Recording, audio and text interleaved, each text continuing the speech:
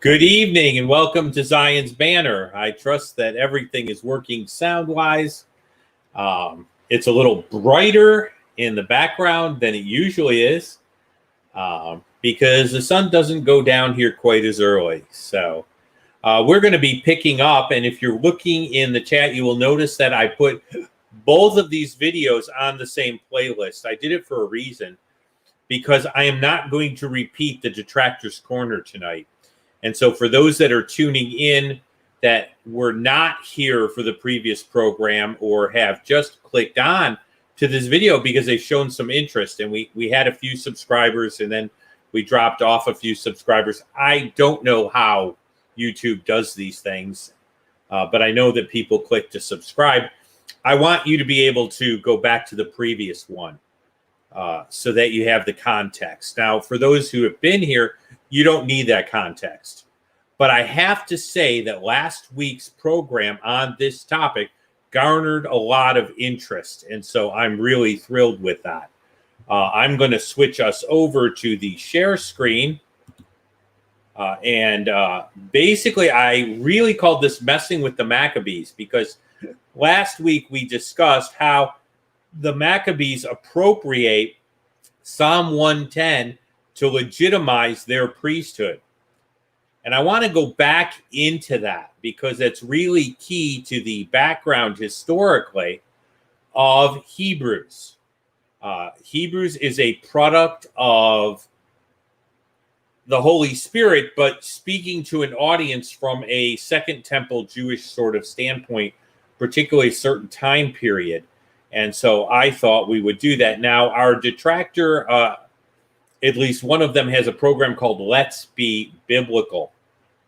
As I'm going here and turning to this, I do want to introduce you to our virtual help. Rachel is saying good evening. I keep alternating these out, but I just really kind of find this fun and make it more dialogue-y, and even maybe from a Jewish point of view, particularly when the video deals with Jewish objections. Now, Rachel's going to ask some questions in a little. Well, let's put our detractor's point of view. Hey, I love it. Shout out to Nate. He's getting into the spirit of the thing here, so I appreciate that. Let me review the detractor's point of view.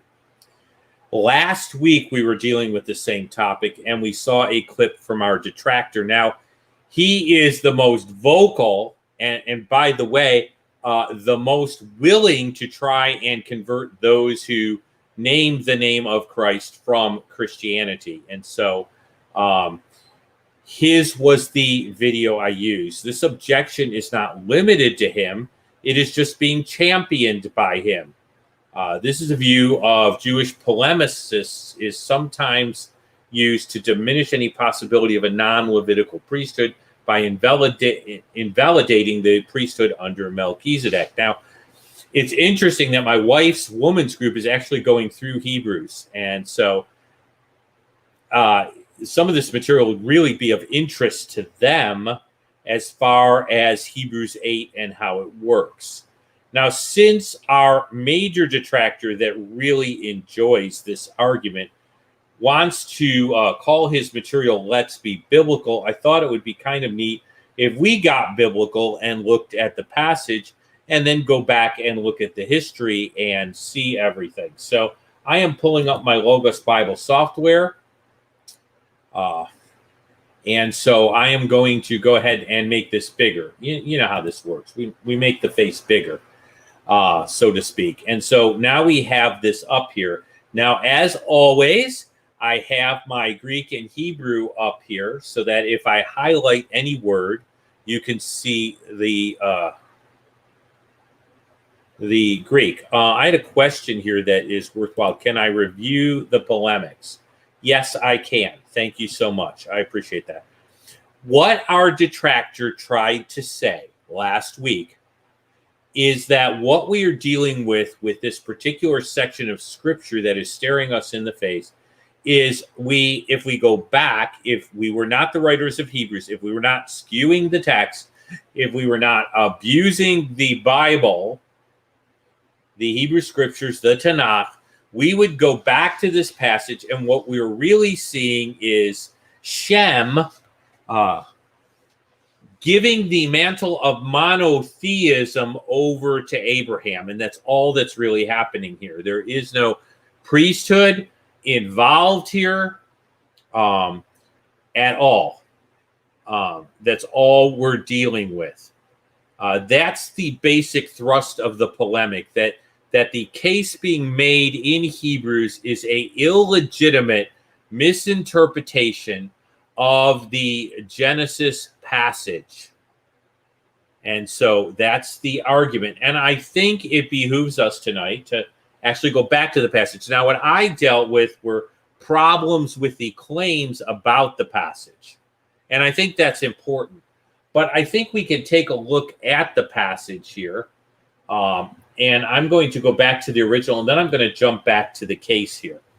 Now, really, these are cross-references to the same thing, okay? But I'm going to jump to here. And we really tried to do this last, okay? What the writer of Hebrews is seizing on this particular passage. Now, admittedly, Melchizedek doesn't appear again. And one of the interesting things about this is that Melchizedek jumps in on the scene and then he disappears. Okay? And so he might seem to be a very obscure character in the narrative. And so all of a sudden later on, centuries later, the writer of Hebrews takes this and makes this point. And someone might say, well, you're taking a minor story and making a major deal out of it. But we're going to go ahead and look at the Bible passage, look at where it's repeated, and then look at the flow of the usage of this idea, this thread of Melchizedek. So let's start by going to the first reference, which is in 14. So this is going to be a little more exegetical, but it's still going to be apologetical. And we never really left being exegetical in a manner, but I think we're going to spend a little more time. Now, some of this is not in your PowerPoint because I left more of the historic stuff in your PowerPoint, but felt that I needed to build a case as to why the writer of Hebrews picks a character who might seem obscure. Then Melchizedek. Now, there's a basic Bible rule here, okay? When you see a then, find out when. You know, what is going on here before? The king of Sodom comes out to meet him. Who's him? Well, Abraham has rescued Lot from a really bad situation. And so now the king of Sodom and a few other kings had rebelled against this particular king. And so you had these minor kings, and then you had overlords. And essentially in this rebellion, when this battle took place, the king who did not like tribute not being paid to him, who was over the king of Sodom and a few others, decided to capture Lot, Abraham's nephew. So Lot is kidnapped. Now, this is the family of Abraham. Now, Abraham really wasn't supposed to run around taking Lot with him. That's a check on Genesis 12, 1 through 3. Leave your father's household, but he does. And so this is part of the many misadventures of Lot. And so he wins, and the king of Sodom went out to meet him in the valley of Sheveh, which is the king's valley. And after his return from the defeatment of Chedor Lamer, and the kings who were with him, then Melchizedek, so there's your when is then, Melchizedek, the king of Salem, different than these other kings, brought out bread and wine. He was a priest of the Most High. Now, last time we looked at the very clear, obvious meaning of he was a priest, and the fact that our distractors want to change the meaning of priest. And I'm not going to go through that again. That's why I included, and will be including in the description, the previous video, because more and more as I deal with some of these videos, I want to break them down.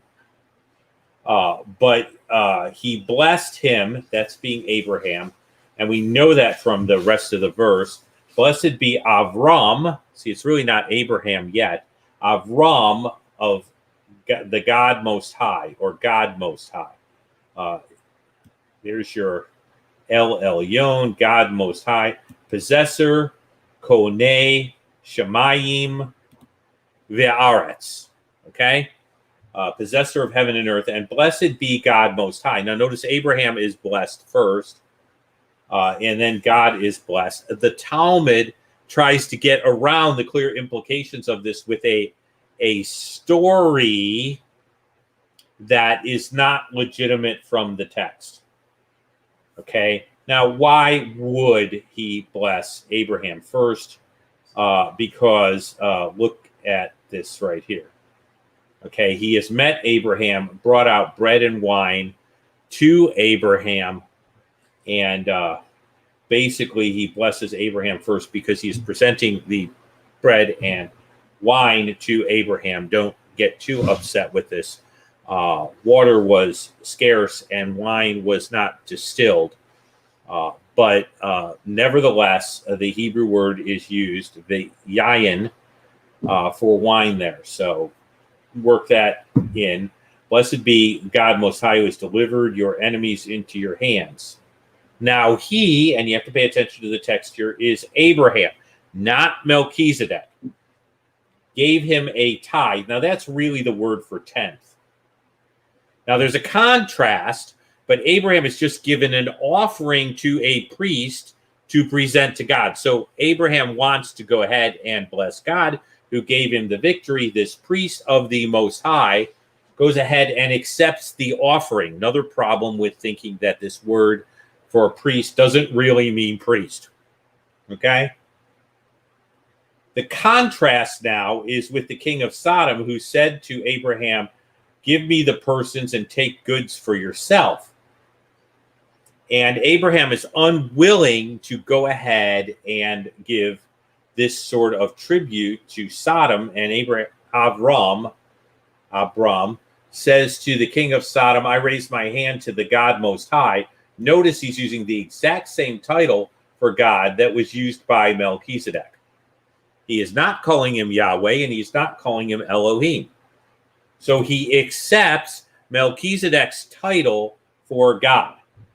Possessor of heaven and earth, exact same title.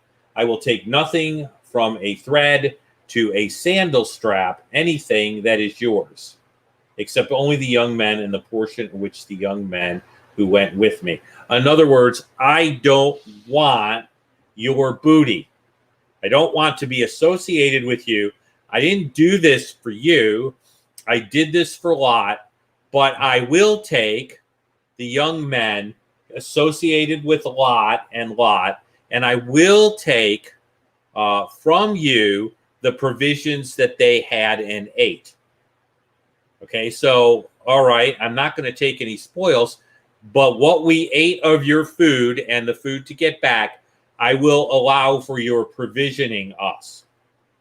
Okay, that's what's going on here. And so I just wanted to review the story. Now, we don't hear anything about Melchizedek for centuries until we get to Psalm 110. Okay, now all of a sudden, out of nowhere, David mentions Melchizedek in a messianic psalm. So the writer of Hebrews is not bringing up anything that was not brought up previously. And so David, prophetically speaking of Messiah, says, you are a priest forever according to the order of Melchizedek. Now, our detractors don't even deal with the messianic nature of this passage, which was understood to refer to Messiah altogether. And they don't even deal with that. Which, if I was going to attack this, I wouldn't be going and saying Hebrews abused this passage simply because of that.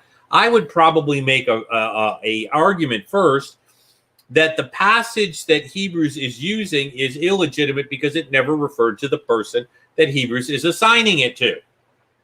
But our detractors probably figure out, or may have thought, that Christians might be just smart enough to know that. And they might share with their Jewish friend that this was obviously understood as messianic. So it seems as though they don't put a lot of emphasis there. And they may mention it in passing, but it's not a big deal in this particular line of argumentation. The line of argumentation is that Hebrews is misusing it. I went here to show you very clearly that in the Psalms, this is clear. Very clear. You are, it's construct case. Yes, the verb are aren't there because we have a pronoun and a noun in construct case each other, forming what is called, or what I kind of learned to call, a noun sentence.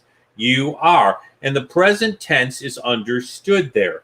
Messiah, you are. Now, Messiah hasn't come yet, but he is a priest. Now, what order is he a priest according to?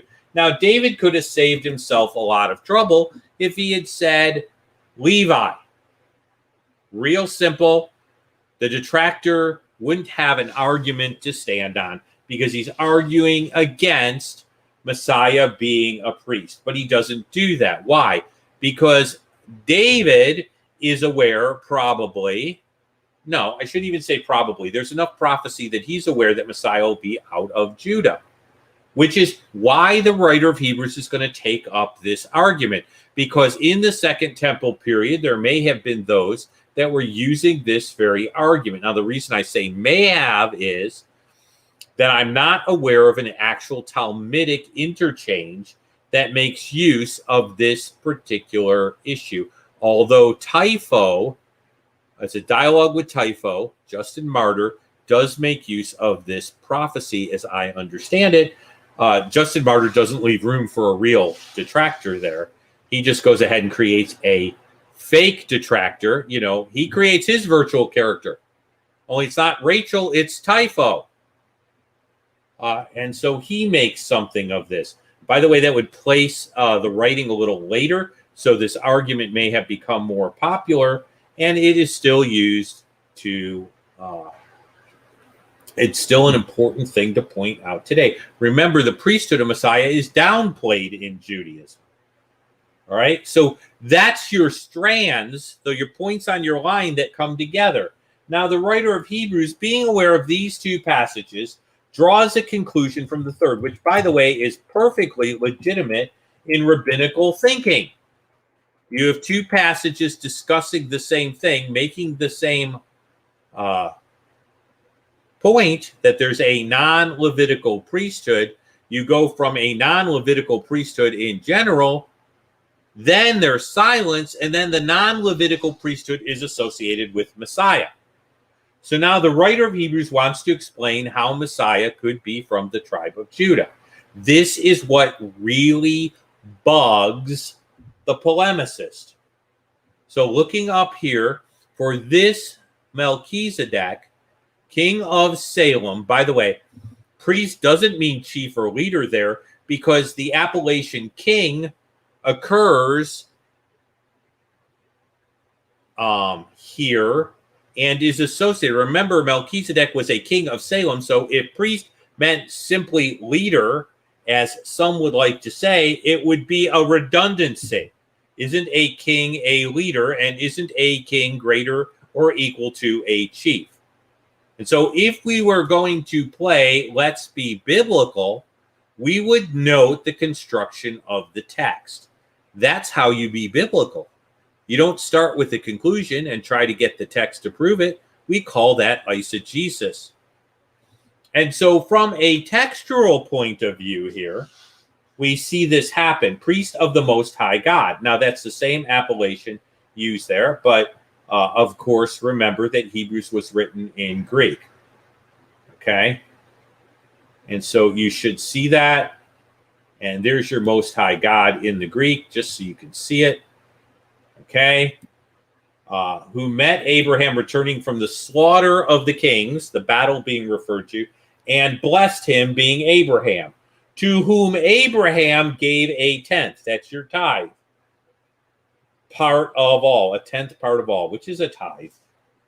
Okay? I'm not getting into how you should give in the church. The reality is that the word tithe has the idea of a tenth of all. Being translated king of righteousness. Now, what is that all about? Now, our detractor makes a big point out of Melchizedek only being a title and name.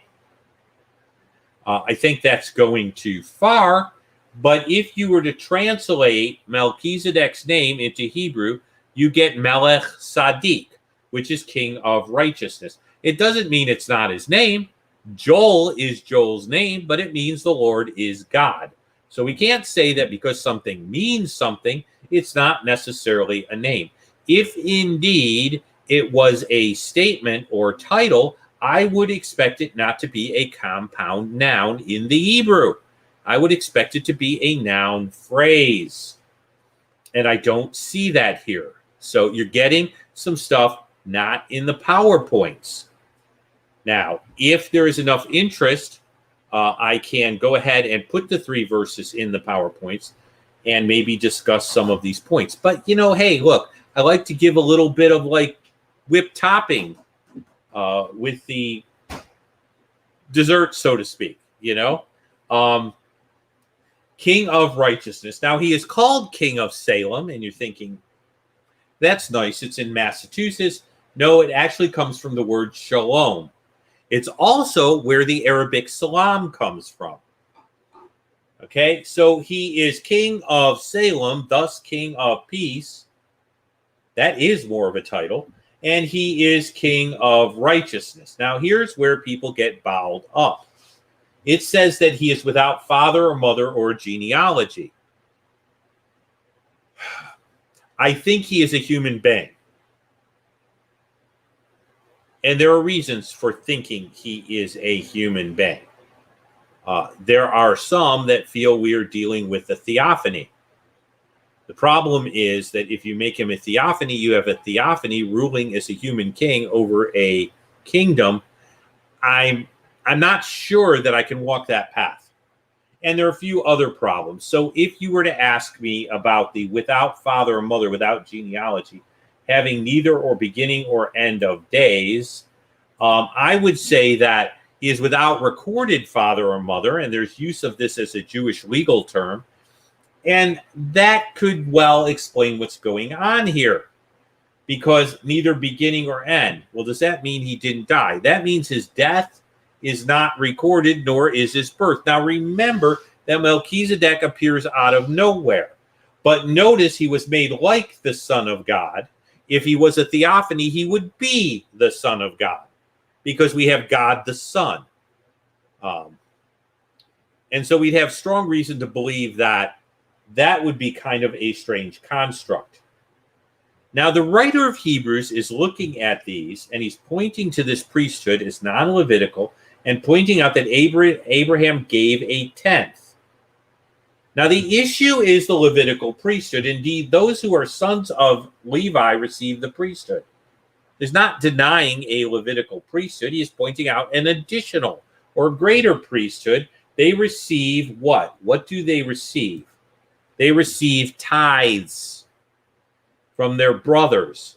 See, you did not give a tithe to a priest except that he was going to offer it on your behalf before God. From the people of the law, that would be the rest of Israel, from their brethren, though they have come from the loins of Abraham. So Levites come from Abraham, Jews come from Abraham, but Jews who are not Levites gave the tithe to Levites to offer on their behalf. And this is the argument. He whose genealogy is not derived from them, from Levites, received a tithe from Abraham and blessed him who had the promises. Beyond contradiction, the lesser is blessed by the greater. Now, the argument that Hebrews is making here, tying in Psalm 110 and Genesis 14, is that we see a non-Levitical priesthood that receives honor from the father of the Levitical priesthood. And since the lesser blesses the greater, the Melchizedekian priesthood is receiving greater honor than the Levitical priesthood, being a better priesthood. Now, that's the argument. It goes on further. There's a fascinating comment in 10. that Levi paid tithes, in a sense, through Abraham to Melchizedek, thus honoring the Melchizedekian priesthood. Now, I know that sounds bizarre and weird, but I think there are some things to this that if you were to ask me about the origin of the soul and the way God ends up creating or bringing into being a human soul, would get into two different theories of the origin of the soul. I'm not going to go into that at this time. And then he discusses the perfection of the priesthood. So now let's go back. We've gotten biblical, right? We've gotten about as biblical as we can get here. And so now let's go back to our PowerPoint and deal with it. How are we going to look at this? Well, going beyond the biblical text to understand the historical situation and what the ramifications of this objection are, and the ramifications are significant, we are going to go ahead and follow a methodology. We're going to examine how Qumran, now those are your Dead Sea Scroll people, looked at this passage, okay? Because they are part of the conversation going on within Judaism at the time. We're also going to see how the Maccabees use this priesthood to gain the leverage to make themselves legitimate as far as owning the priesthood and why they had to do that. Examining the views of an exalted Messiah is a way of demonstrating that de-emphasizing Messiah's central place in the scriptures is bad methodology. So we're going to see that in terms of Messiah's significance and in terms of the way Maccabees uses this and why they use it, that the stage is really ripe for the writer of Hebrews to make this exegetical point perfectly legitimately within the structure of Second Temple Judaism. So let's continue to go on. First of all, let's talk about our Dead Sea Scrolls. Now, the Essenes were kind of a monastic movement who thought the temple had become corrupted. There was an issue over the priesthood, and they retire into the desert, and they do this incredible job of copying scripture. And that's why we have the Dead Sea Scrolls to this day. Now, the time period is such that when I went and saw the Dead Sea Scrolls and see they were not different than my Hebrew Tanakh, I realized that before Jesus's day, the Bible had been preserved in the way that I have it now. So it really is good evidence. They did not copy the Bible from Genesis through. So you have fragments and different writings that occurred during the time. And you have their own view of things through some of their additional writings, such, there's something called the Book of Discipline. And so that's what we have here. Now, what I pulled out is a sort of English translation of these scrolls. They would not have been found if Israel did not have possession of the area around Qumran. If the Muslims had gotten a hold of these scrolls, they probably would not exist today. But God arranged it. And so here's the section. And what I want you to see on this slide here, and I'm going to go here. Yeah, it works. Is the word Melchizedek. Yakum came. All right. And so we have a clear mention of Melchizedek in these slides. I'm going to give you the English here because I'm not going to try to translate this all. I do want you to notice, and Slam will appreciate this, there are no vowel markings in the Dead Sea Scrolls. There are no nikudot. For those of you who have not spent a lot of time in Hebrew, the nikudot are symbols that give us vowel sounds. They aren't really letters. I had a terrible time when I was teaching my kids Hebrew because I wanted to call them letters. Shout out to Samuel. It's so good to have you here. So I'm going to just type a quick hi. But it's great to have you here. And so that's what we're dealing with the Hebrews. But just, as a way of, saying for those of you who are Hebrew interested, you will not see the vowel markings there. And you can read it without the vowel markings. It's possible to do that. And so that's what you have there. But I'm not going to try to site translate this. Okay. Now, here's the English translation of those Dead Sea Scrolls. Now, understand this is not the text. This is their commentary. But Melchizedek will carry out the vengeance of God's judgments upon that day. He will free from the hand of Belial and from the hand of the spirits of his lot. To his aid shall come all the gods of justice, and he who is... Now, understand, this is their commentary. I'm not commenting on their commentary. I just want you to get an idea of how they viewed Melchizedek. He is the one whom all the sons of God, probably a reference to angels there. And this is the day about which what he said through Isaiah the prophet, how beautiful, look at this, how beautiful on the mountains are the feet of messenger who announce good news. The messenger of God who announces salvation, saying to Zion, your God reigns. Its interpretation, the mountains are the prophets. Now, they get kind of fanciful for all. And the messenger is the anointed spirit, as Daniel said about him, until an anointed a prince is 70 weeks. Now, what they've done, this is really interesting.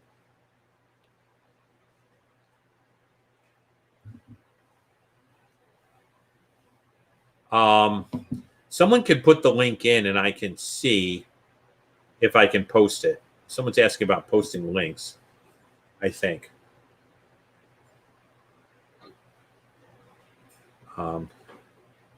So I don't know. That's beyond. I can see what I can do. But let me remove that for right now. Okay. Someone's on it already. I really appreciate that. Okay. Now, what you need to understand is that the Essenes were very into this final conflict between good and evil.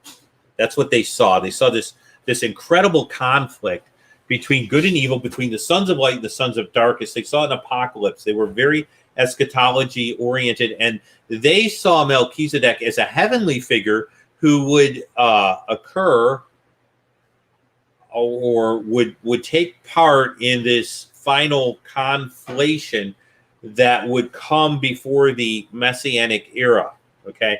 And they were really into this. So they were really into looking towards the future and the end of things.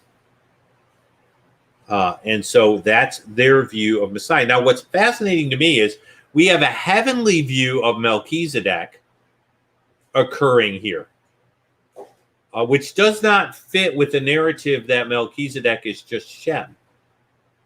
Now, does that mean that I buy everything from Qumran? No. I love the translations of the Dead Sea Scrolls.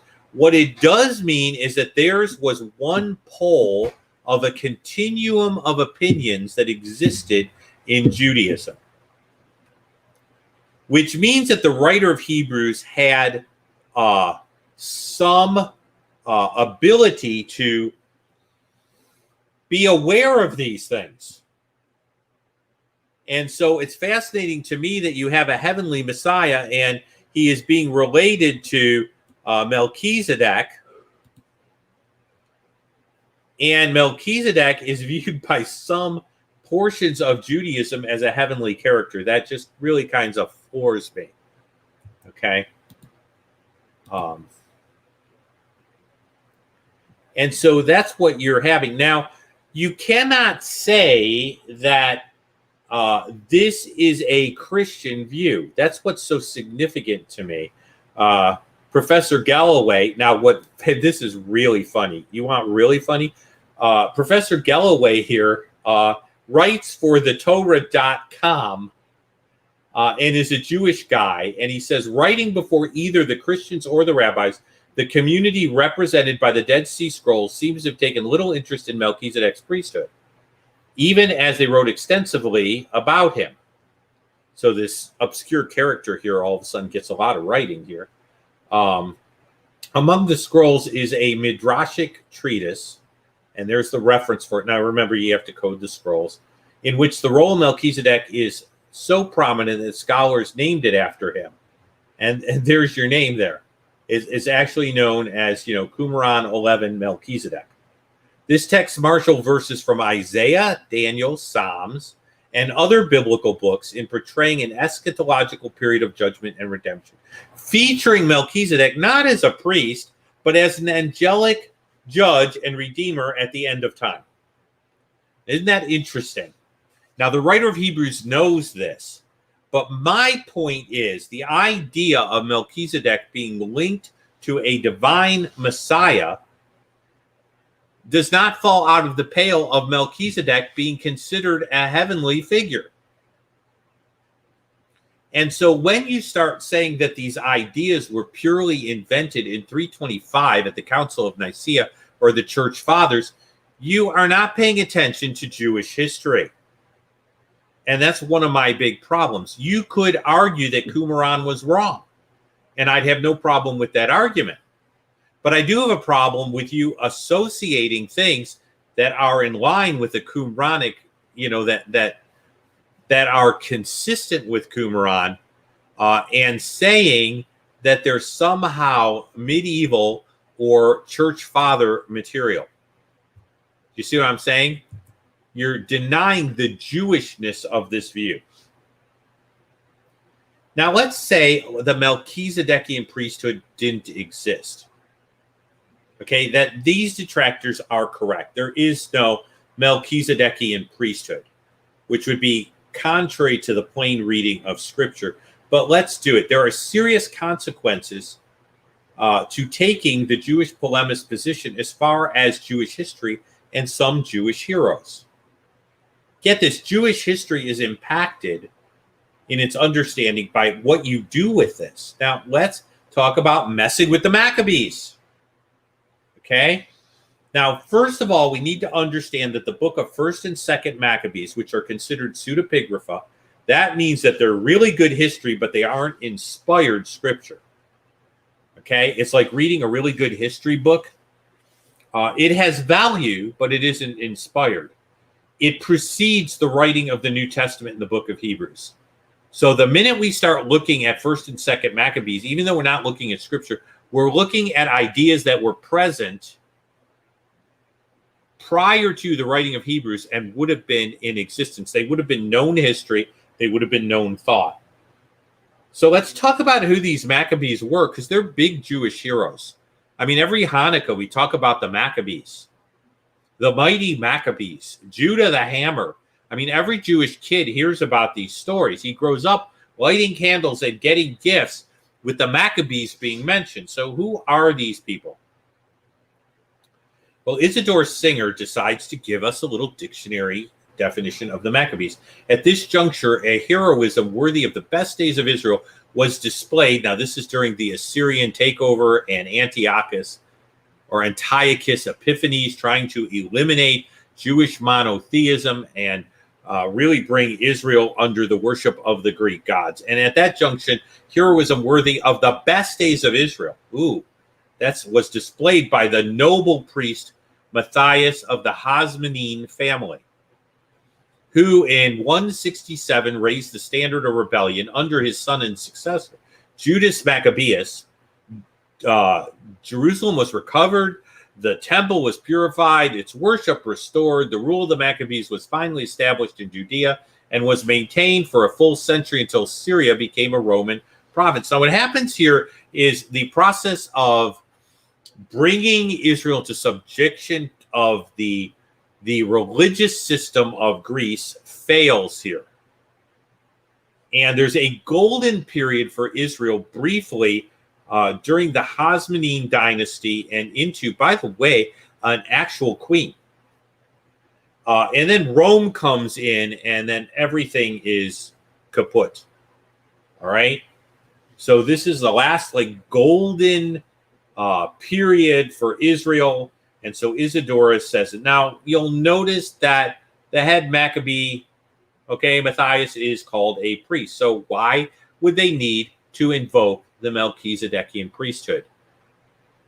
Well, see, Rachel didn't ask that question, but it's a great question. So let's talk about the Zadokian priesthood. See, you couldn't just be a son of Levi post-exile. Remember that Levi's sons are told that eventually they would have no part in the priesthood. And under David, and after the exile, you couldn't just be a Levi, you had to be a son of Zadok.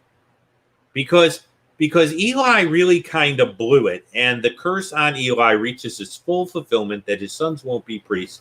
And you have a situation in which, in order to be a son of priest, you need to be a Zadokian priest. So let's go to Burton Scott Easton, and it's probably Scott Easton Burton, and George Orr, the International Standard Bible Encyclopedia, page 156. A clear distinction within the tribe of Levi appeared in the prophetic writings for the first time in Ezekiel 44:10 through 31. There were two kinds of Levites spoken of: the priests of Levi, the son of Zadok, verse 15, and the Levites simply, verse 10. No third class was recognized, where the distinction between the two class, where the distinction of the two class of priests. Now, the distinction between Zadok and non-Zadokian Levites is based on Ezekiel. So this is the prophet Ezekiel speaking for God on one thing only: the past and former had been faithful, and the latter had not, verses 10 through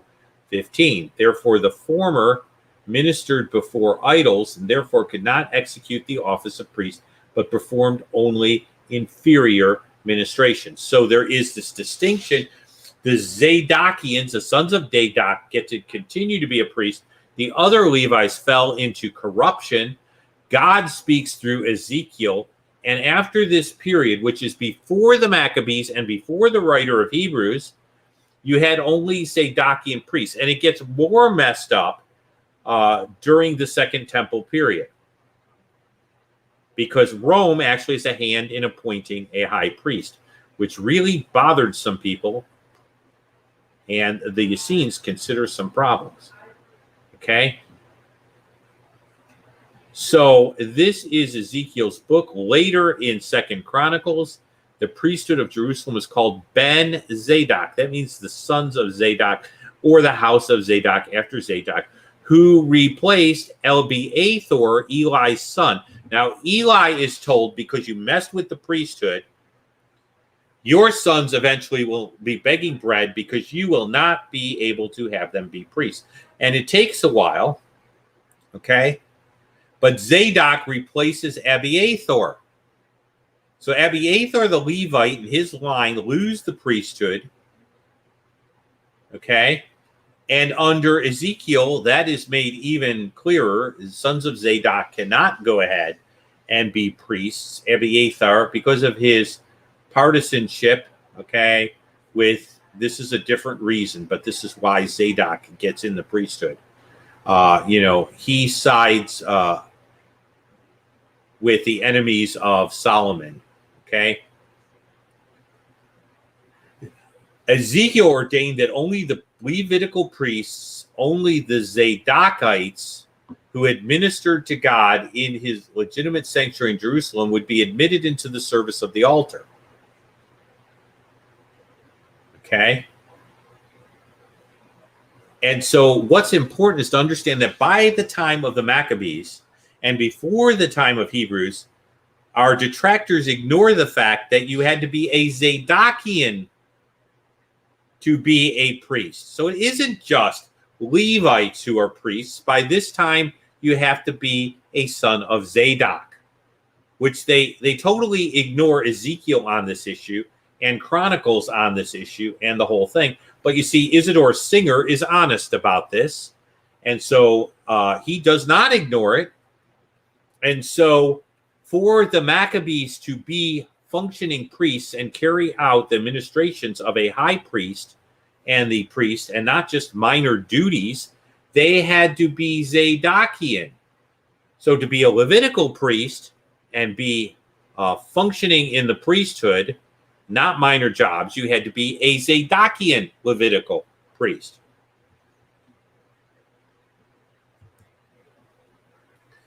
Now, here's where it gets interesting.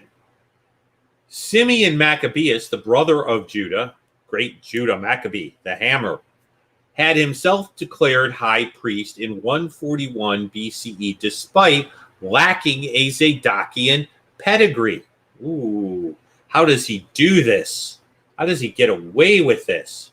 His grandsons, Judah, and there's, Aristobulus and Alexander Jannaeus, took the title king despite a Davidic pedigree. These guys are great.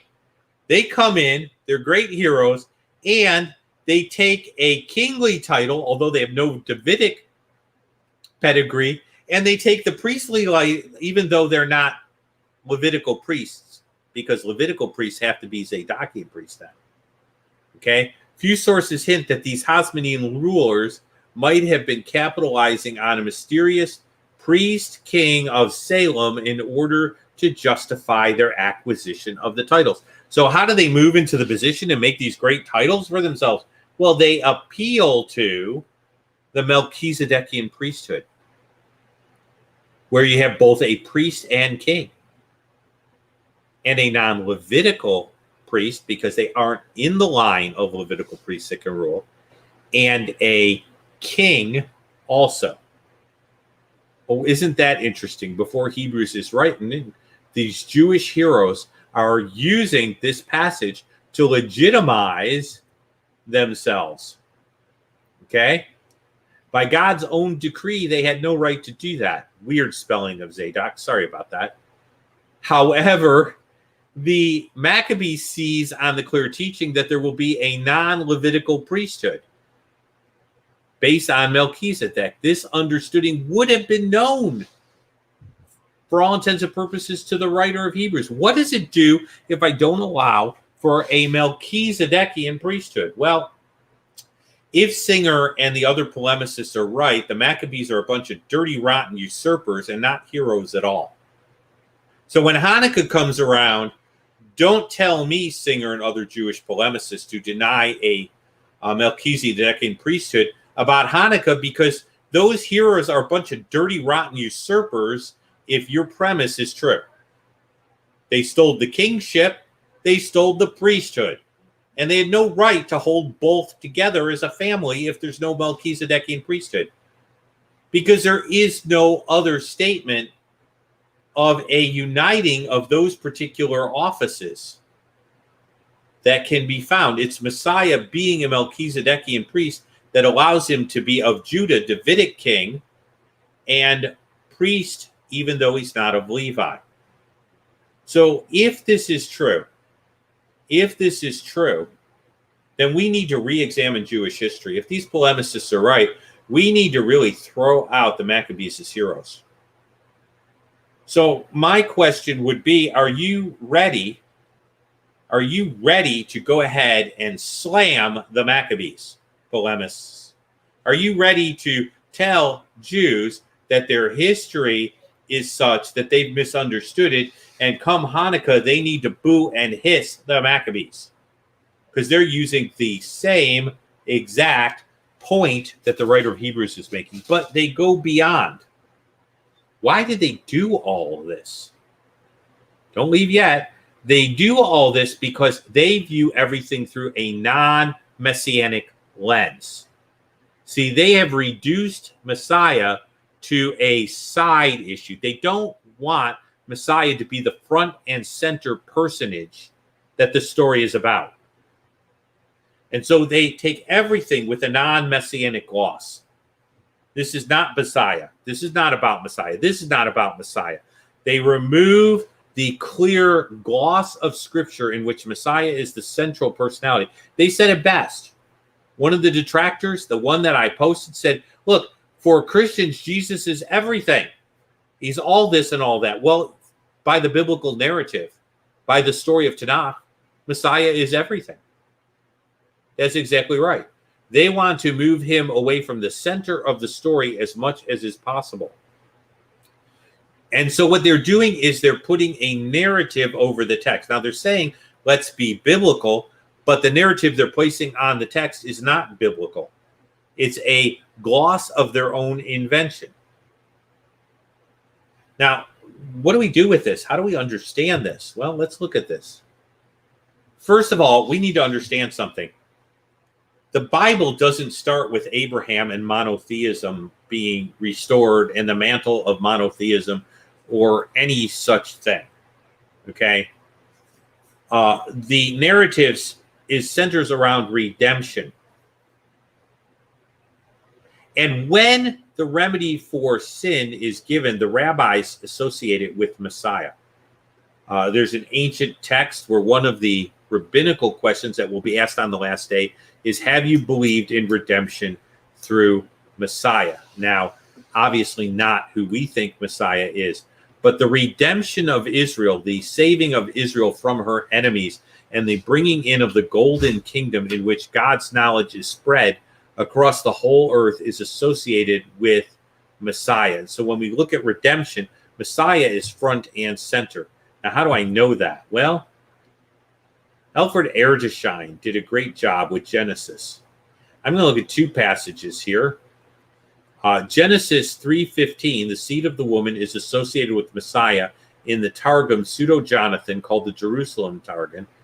In Genesis 4:25 is associated with Messiah, the language of Eve at the birth of Seth. Now remember, she talks about another. God has given me, the Lord has provided a son. Another seed is explained. The meaning seed comes from another place, referring to Messiah in Bereshit Rabbah. Now what's important here is we have the proto-evangel, which is the beginning of the problem, which the Bible narrative is dealing with. So we don't get to Abraham and the passing of monotheism until we get way past the fall. And the center of the story is not Abraham being a nice guy and being a monotheist. The center of the story is around God and the issue of the fall. And the Abrahamic promise is not about preserving monotheism. It's about bringing forth a remedy to the fall. So we have this whole thing where God is creating a beachhead in the world and bringing a redeemer through that beachhead, which will undo what was done in Genesis 3:15. And so the polemicists want to minimize Messiah in the texts, but there are plenty of Jewish writings to indicate Messiah has an exalted position, which logically places him center stage. So where they want to minimize him, they can't really get away with that. Okay.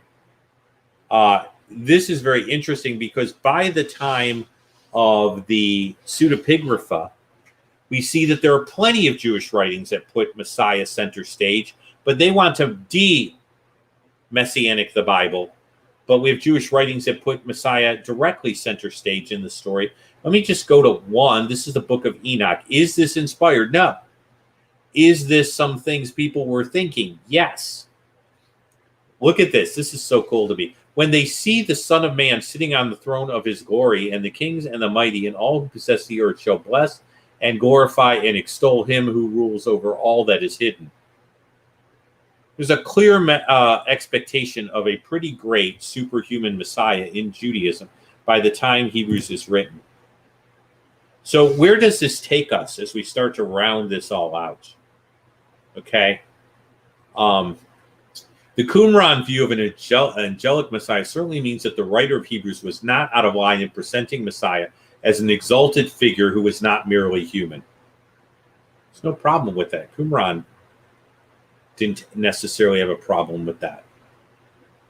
And I take you back to, if the polemicists want to argue there's no Melchizedekian priesthood, they must acknowledge that Simon Maccabee is a horrible usurper and should not be considered a hero in Jewish thought. So if they're willing to go ahead and take that argument to its conclusion, they better rewrite the way Jews look at their own history and start preaching that.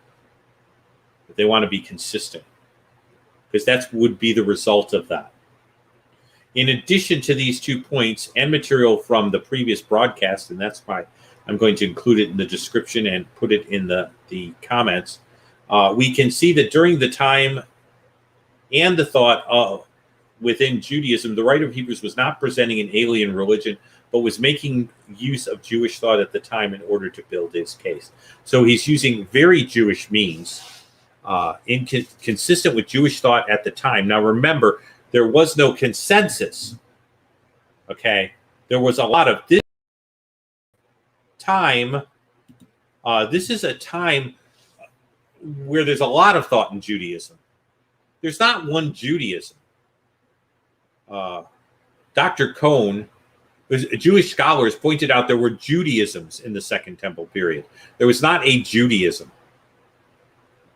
So during this time period, there was a lot of talk going about, and there was a continuum, but that continuum is, the writer of Hebrews is consistent within the total continuum that existed during that time period. In other words, this is not a Gentilization. This is not a foreign religion. This is not a rewriting. This is not an abusing of the Bible, either exegetically, as we looked at earlier, or within Jewish thought. Have I proved that the writer of Hebrews is correct? Well, I think the exegesis demonstrates the writer of Hebrews is constructing a beautiful case. The Jewish thought at the time is that the writer of Hebrews is legitimate in making that case within Jewish thought. Both of these undercut any sort of argument by the detractors as far as this being something the quote unquote, and I hate the way they use this, Christians came up with. Okay, as if that was foreign to Jewish thought and alien. It really was not. So that's where we're at. The last was well viewed, but remember, this is part 2, and not everyone likes sequels. So I'm thrilled for everyone here. Let me throw some stuff up here. Okay, I have not studied the Dead Sea Scrolls extensively, but there's a conference of individuals that have. And so if you are near, and I don't know whether this looks like it's online, or the material's online, because I'm not really anxious to send you all to New York. And Slam just says, sharing that. Okay, Slam is throwing up the Hebrew. Okay. Nate, yeah, please do. The Apolobites is going out.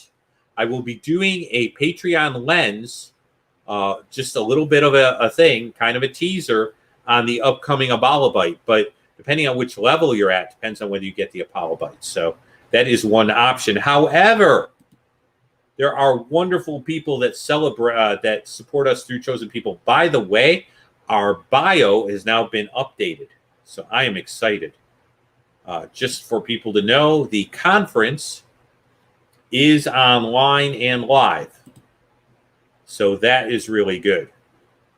And I'm going to stick this up. This is really great. Thank you, Nate. These things, as well as the broadcasts and additional information, do appear on Zion's banner. There's some overlap, but it's also where I make announcements as to what's going on with our schedule. So I know you get notified if there's a broadcast. But if you're wondering whether there's a broadcast, Zion's Banner Facebook is a great place to find out. I also do that on Patreon, so I let you know when things are changing. And it does happen with speaking. I'm seeing if there's anything else up there. Obviously.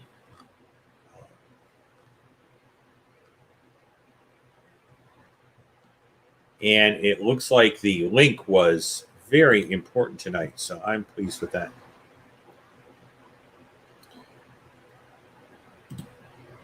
That's a good question.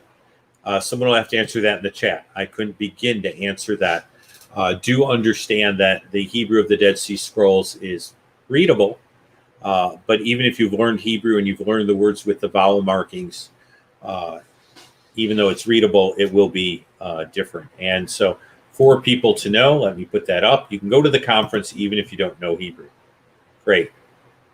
It's done by leading scholars. I would expect nothing else from a great conference. So that's a little advertisement for that conference out there. Always happy to get good materials in people's hands. And it looks like you'll hear a little bit about the Dead Sea Scrolls. I will be in a thing related to Hasidic theology in the incarnation because I can't call him my cohort, but the head of online evangelism for chosen people is finishing his doctorate in the exact same program I finished mine. And so his project is that.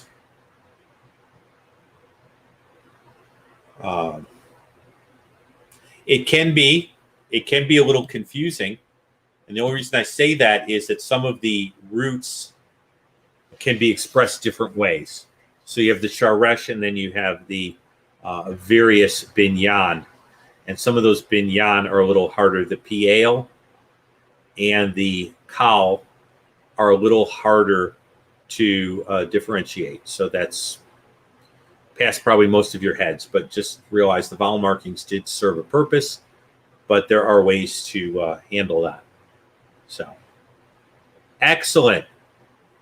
Well, I am thrilled that you were all here.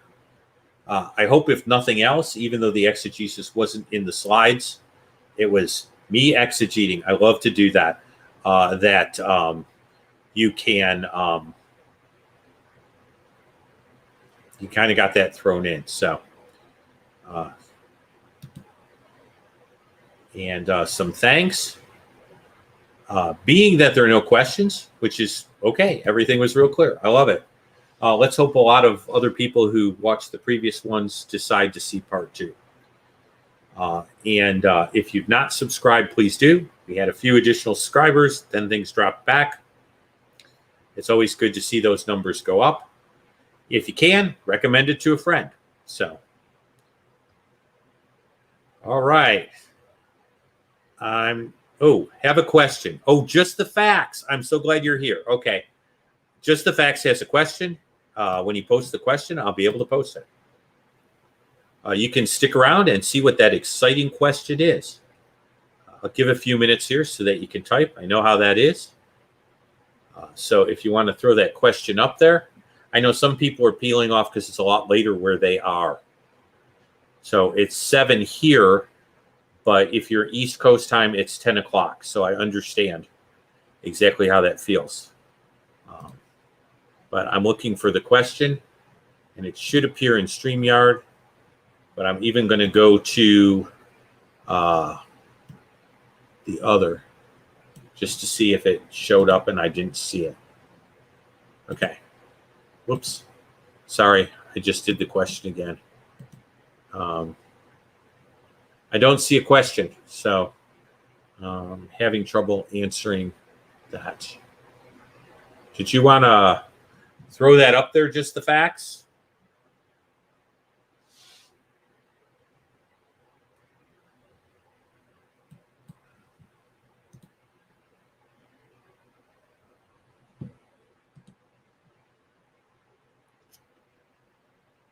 Okay. In regards to Ezekiel 43. Okay. So, yes, in regards to Ezekiel 43. Okay.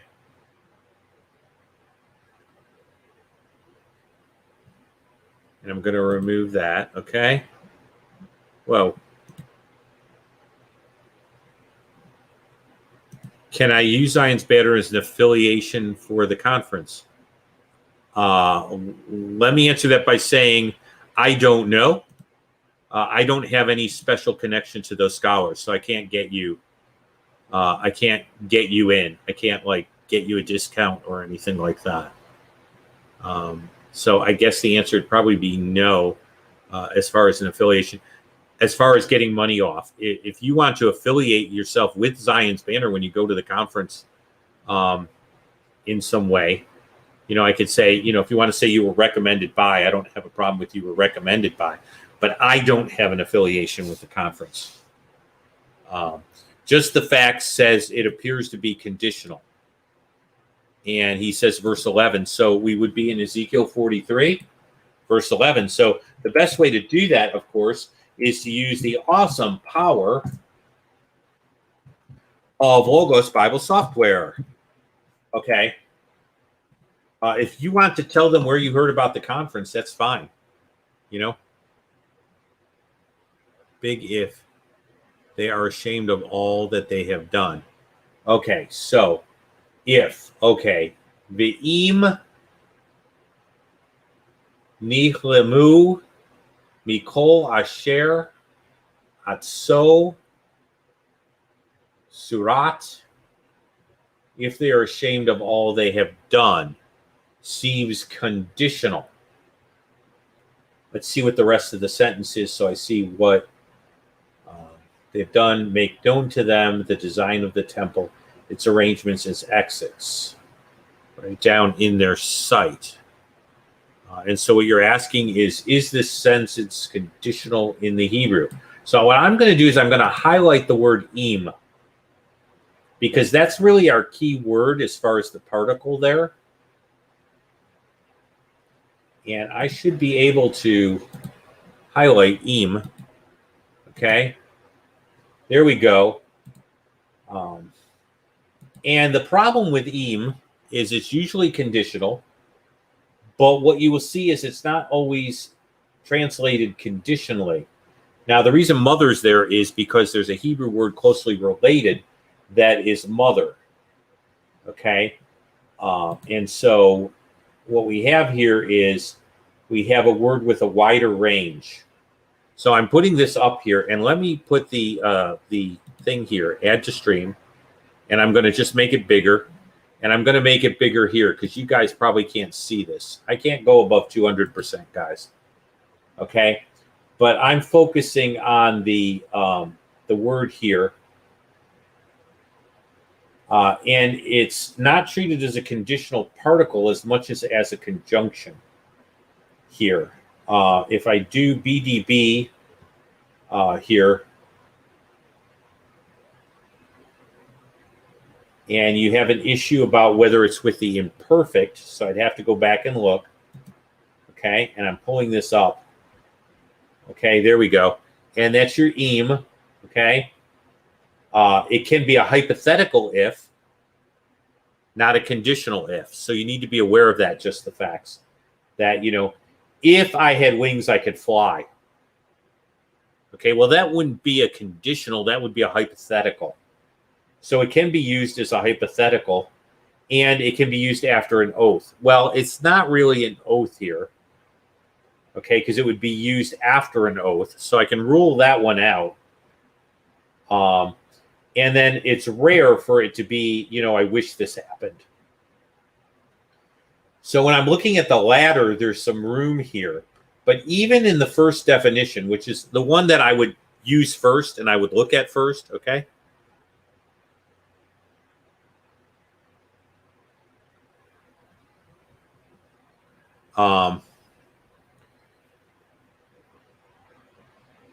I would say that you do have the possibility of a hypothetical.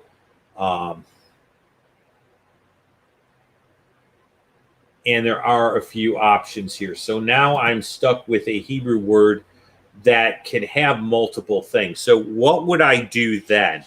Well, I would then pull up something that discusses the fact that there's a wider range here. So what I'd do is I'd pull up Kyle and Delich. Okay. Now they're not the only ones, but they're pretty standard. Okay, and I can do that in Logos. And so I'm pulling this up, and I know we're going beyond time, and we're going a little off task here. But for those who want to see how you would use Kyle and Delich and play around a little bit here with what we're dealing with, and learn a little more about what you could do with Logos, I would set the link to A. Yes, semantic range. Very good. That's exactly what I do. And then I would set this to A. What that does is it links the two. This is a cool thing you can do in Logos because you can get your resources to link where you're looking. Okay? Now, what Kyle and Delich do is they take it as the wed. And so that's, and they don't say much about it, but when they look at this, they look at it in terms of when they are ashamed. So they're not dealing with it as a conditional, but rather what they're seeing is that this is in the midst of prophecy. Okay? And because they see it in the midst of prophecy here in 11, and they believe that he is speaking of a future date. They believe that the im here in the construct without the maybe conjunction here, but it doesn't look like an imperfect. It's treated as just a mere conjunction. Sorry about that. I went backward. They treat it as a when. Okay, so they look at the fact that it's within prophecy, speaking of a future date. They look at the fact that im can have that sort of when sort of construct to it. And you might say, where did I see that in BDB? There is a use of it that's when. Okay. And let me go down. Nearly or when with the perfect. So they see a perfect tense there, and they see im being used with the perfect, and they see that it's in prophecy, and their conclusion is that it should probably be understood as a when.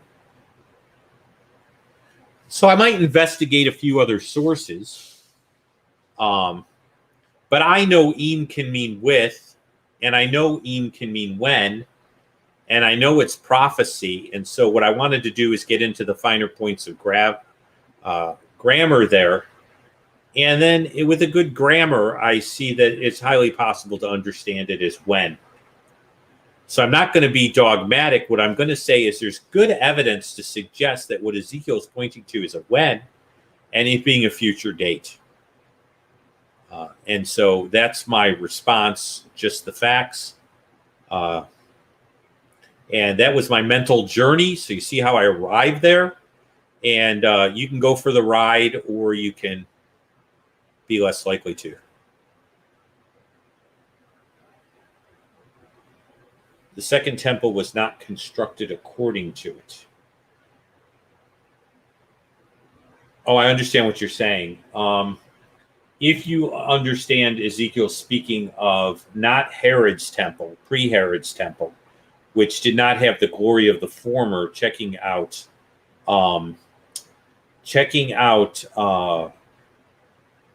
Micah Malachi, you could understand this as a future temple.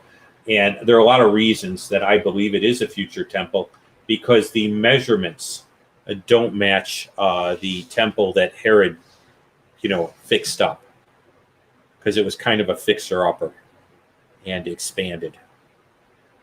So I don't know that that's totally satisfactory to everyone, but that's, again, my mental journey.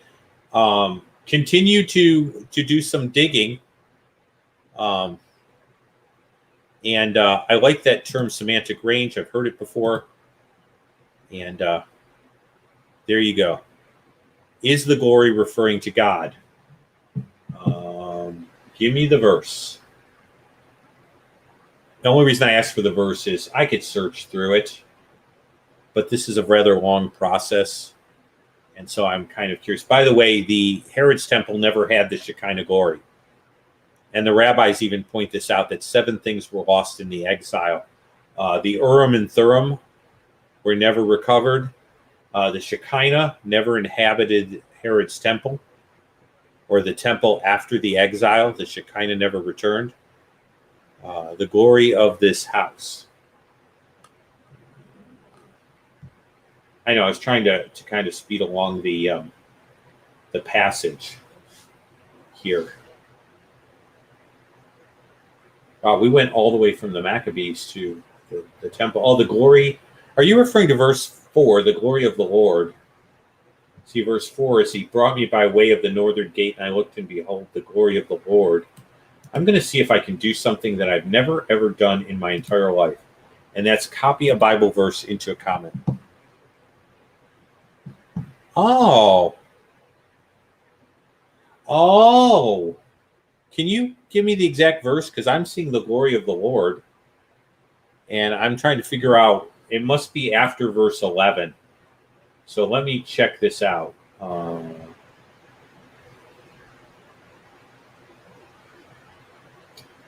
Man, I don't know where the verse is. If I could find it, I would love to answer Tovia on that.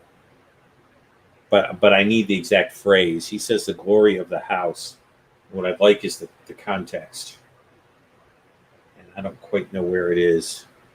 I'm kind of speeding along here. So I would best have a verse number. The only thing I can do in Logos, okay, yes. That's just to help you with the Urim and the Thummim. Ha-Urim, ha ta. It's not really pronounced as a th most of the time, so I would pronounce it viha, and I don't have the vowel marking. And see, that's where the vowel markings can be handled. Ha-Turim. Just the facts, please. Oh, Haggai 2:8. Okay, I'm busy looking in. I'm sorry. I should be in Haggai 2:8. Coming glory to the Lord's house 9. The glory of the latter shall be greater than the glory of the former. Okay, so now we're talking about the temples. And the glory of the latter temple here is the exilic temple. Okay, and the glory of the latter, the exilic temple, will be greater than the glory of the former. And the reason this comes up is because guys are looking at the temple that they've been able to create under Ezra and Nehemiah, and it's a poor example compared to the previous temple, which was the Solomonic temple. And so as I'm looking at this, the glory of the latter, by the way, house doesn't appear in the verse here. Okay, if I'm looking at 2:9, this is 2:9, and I'm going to copy this and put this in. Okay, this is 2:9. Okay.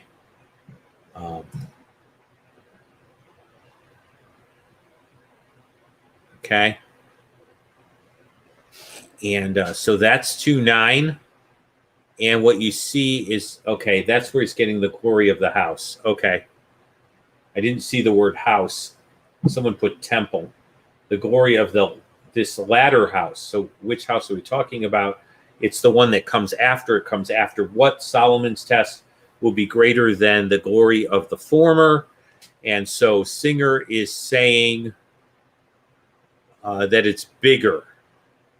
The glory of the former, the latter shall be greater than the glory of the former. But that doesn't make any sense.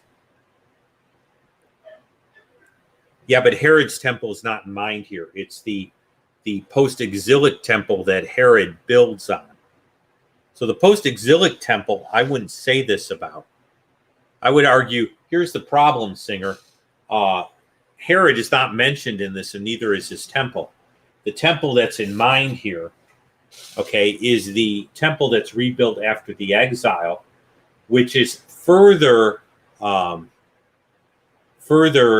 built up by Herod. So I'd say the timing doesn't seem to fit that at all. I'm sorry to see, I understand that. Thank you for hanging out an extra 20 minutes. A little supposition, the New Jerusalem temple. I think the point is Malachi 3. And Haggai and Malachi are about the same time period. And so let me go to Malachi and tell you how a prophet from the same time period would deal with this, okay? And this is the way I would deal with this. The glory is greater because of the promise with the temple in mind. And so somehow my fact book came up. I don't know why.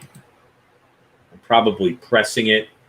The Lord you seek will come to his temple, Singer, even the messenger of the covenant, which, by the way, Rabbi Kimchi, the famous Jewish scholar, okay, and sage, said that these two expressions were one. So the messenger of the covenant and the Lord are one. And then he said this whole passage refers to Messiah. So I don't know, Singer, what you're going to do with the fact that the messenger of the covenant, which would be the angel of the covenant, by the way, because the word is the same, and the Lord you seek are the same person and they're Messiah. But I think the reason the glory of the former was greater than the glory of the latter is because of this right here. And that's why I think it was greater. I think because Messiah appeared at that temple. So that's my take on that. And that's what I think is going on here. So something to sleep on tonight. Rabbi Kimchi, I do in a PowerPoint.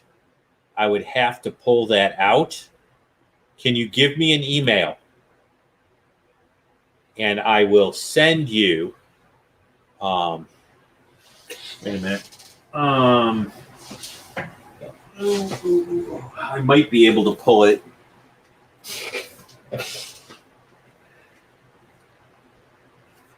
I would have to pull Dr. Brown up. Let's see. This is another thing Logos can do. It's called the Site Buy tool. It's one of the coolest tools in the world.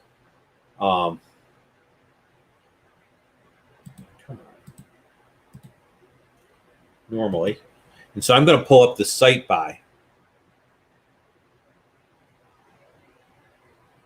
The beginning there, Rashon, can be understood as the first or the former. So that is a legitimate understanding to say former. I'm going to try to pull it up with the Site Buy tool. This is called the Site Buy tool. Okay, now I'm going to be straining my system a little here, but I put up Malachi 3:1 in the Site Buy tool, and it'll pull up every place that Malachi 3:1 is used. Okay, now I don't want Hodge. Here we go, but let's pull this up. Okay, and he mentions it in 2:1.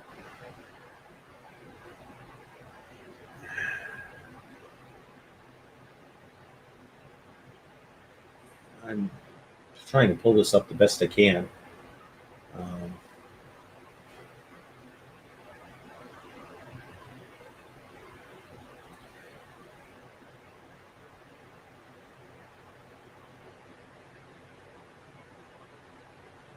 And I thought he might have a connection to it. But the trick with Singer,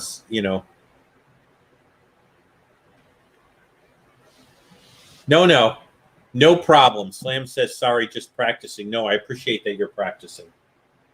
Okay. Here we go.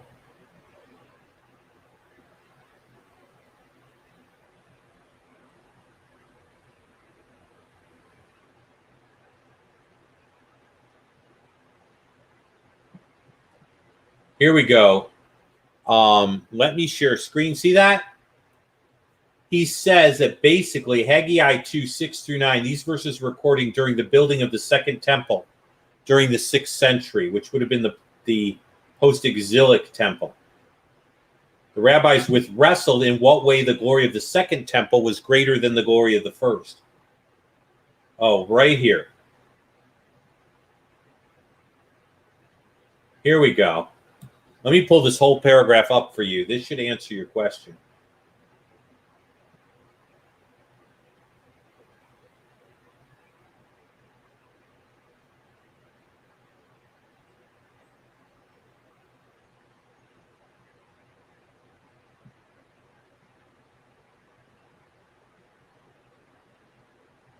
Here we go.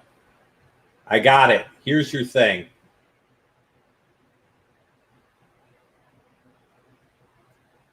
Got it. I'm going to pull this all up for you. I hope you're with me, just the facts, because I've got you a beautiful tidbit from Dr. Michael Brown that will deal with all of this for you. There you go. There is the whole thing in a nutshell. Dr. Brown, and it's all in there. There you go. And there you are. And let me pull this up. Okay, this is a whole section of Dr. Brown here.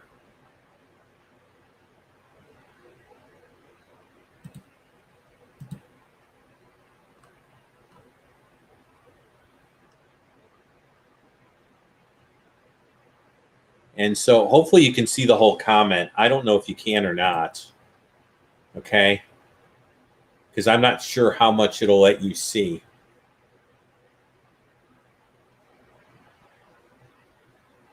But if you can see the whole comment here by Dr. Brown, he says that Radak, David Kimchi, and Masood David, the Lord refers to none other than King Messiah.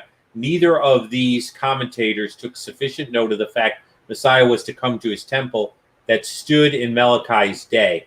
And in that way, the glory of the latter was greater than the glory of the former. He also points out that the excuse that Singer uses, which is very common, used by polemicists. Which book? Let me get you the exact reference to this book. Okay. This is the exact citation. Turabian. Okay. There's your citation. Should go up on there. So there you are. There's your citation. You'll find it on page, let me finish this. You'll find it on page 76 of this. They use the two things that these polemicists are trying to say. And one of them is the Second Temple stood for a longer period of time. The Second Temple was more beautiful. But he says very clearly that neither of these is sufficient because God dwelled in the actual temple before the exile and did not dwell in the actual temple in terms of the Shekinah and his presence actually being there visibly in that temple. And so neither of those rabbinical answers are worthwhile. Well, I don't know about you guys, but I'm getting about ready for dinner. So I'm going to leave it here. Just the facts. I hope this kind of helped. And I hope that it made it in the comments enough. Okay. So hopefully that should help. So there we go. So I'm going to say Erev Tov. My voice is starting to go and I need to drink some water. Getting pretty dehydrated. But if I can get enough fluids in me because it's starting to become hard. And I'm thrilled you all were here. I hope that the others who join end up enjoying it. 9:30, already had dinner. Yeah, I know, we're earlier. Welcome to Phoenix, Arizona. It is 7:30 here. So blessings, everybody.